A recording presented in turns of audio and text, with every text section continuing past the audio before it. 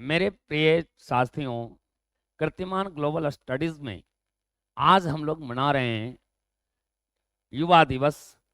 स्वामी विवेकानंद जी, जो कि 12 जनवरी को भारत के पुण्य भूमि पर इनका जन्म हुआ और इन्होंने पूरे विश्व में जो सनातन धर्म का परचम लहराया वह हम लोगों के लिए अविस्मरणीय है। तो आज के इस महोत्सव में, आज के इस समारोह में हम लोग चर्चा कर रहे हैं स्वामी विवेकानंद जी का, जो कि वेदांत के सबसे बड़े विद्वान हुए और संपूर्ण विश्व में इन्होंने जो है इस सनातन धर्म का जो परचम लहराया है, काफी काबिले तारीफ कह सकते हैं। और यह तो तय है कि स्वामी विवेकानंद से पहले भी कोई स्वामी विवेकानंद नहीं था और स्वामी विवेकानंद के बाद भी स्वामी विवेकानंद होना मुश्किल है। तो स्वामी विवेकानंद जी के इस जयंती समारोह में, आज राष्ट्रीय युवा दिवस में, हम लोग थोड़ा सा इनके जीवन पर प्रकाश डालते हैं और ग्रहण करते हैं कि आखिर क्या था इनमें जो ये स्वामी विवेकानंद हुए। आप जानते हैं स्वामी विवेकानंद बड़े ही साहसी, धैर्यवान और साथ ही साथ मृदुल स्वभाव के धनी व्यक्ति थे।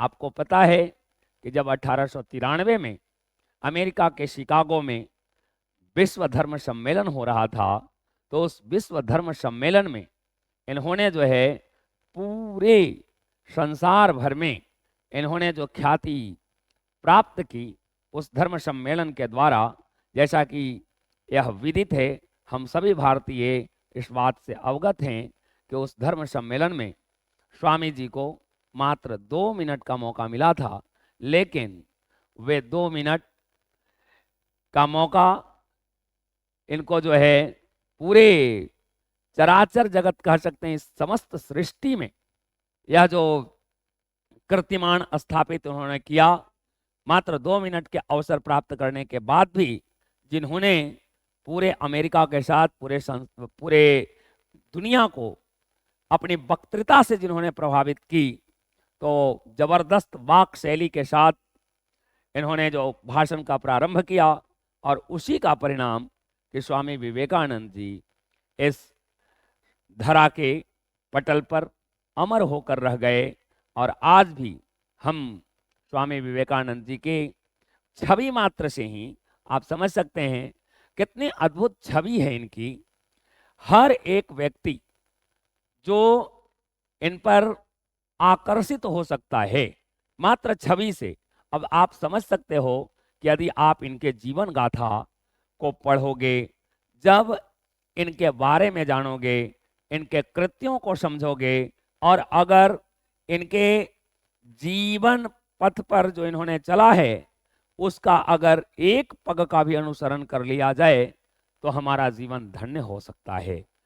तो एक छोटी सी कहानी स्वामी विवेकानंद जी के बारे में, जो कि आपको और हम समस्त मानव जीव को, जो आज लगातार हम अपने आप को हारे हुए, अपने आप को थके हुए महसूस करते हैं, उन भाइयों बहनों के लिए इनके जीवन से जुड़ी एक कहानी मैं आपको बता रहा हूं।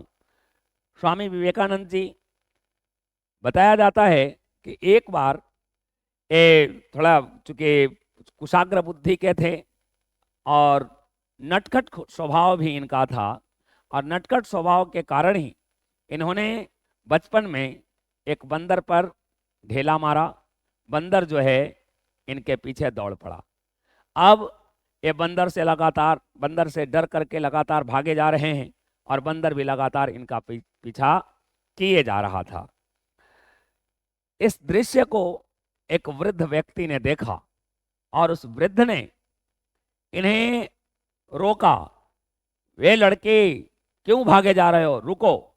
लेकिन इन्हें तो बंदर के काट खाने का डर था, इसलिए भागे जा रहे थे। पुनः आवाज आई, रुको, भागो मत। तब जाकर के विवेकानंद जब रुके रुके तो इन्होंने क्या देखा कि बंदर भी रुक गया। अब बंदर के तरफ जब 2 डेग बढ़े तो बंदर पीछे 2 डेग हटा।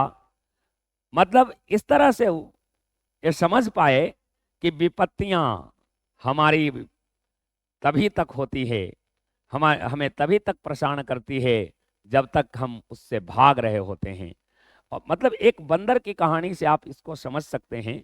स्वामी विवेकानंद जी ने यह जो शिक्षा ग्रहण की, यह जो पाठ पढ़ा इन्होंने अपने जीवन में, वह काफ़ी महत्वपूर्ण है। और अगर इनकी दयालुता की बात की जाए, सहृदयता की बात की जाए, तो आप इतना ही से समझ सकते हैं कि स्वामी विवेकानंद जो है, जितने भी भिखारी आते थे इनके दरवाजे पर कुछ मांगने के लिए, कोई भी आ जाए तो ये निसंकोच कोई भी सामान उठा करके दे देते थे। और इनके इस स्वभाव के कारण इनकी माता परेशान थी। एक बार की बात है कि भिखमंगे को देख करके इनकी माँ जो है इन्हें एक कमरे में बंद कर दिया।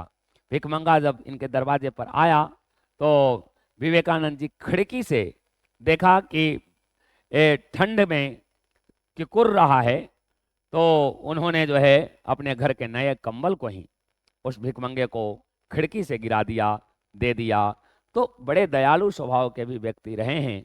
और बहुत सारी ऐसी बातें हैं। मैं तो यही कहता हूँ कि आपको जब भी मन न लगे, या जब आप किसी कठिनाइयों में फंसे हों, या आपको कुछ अध्ययन करना हो, कुछ पढ़ना हो, कुछ सीखना हो, तो आप स्वामी विवेकानंद को पढ़िए। आपका जीवन न बदल गया तो फिर कहना।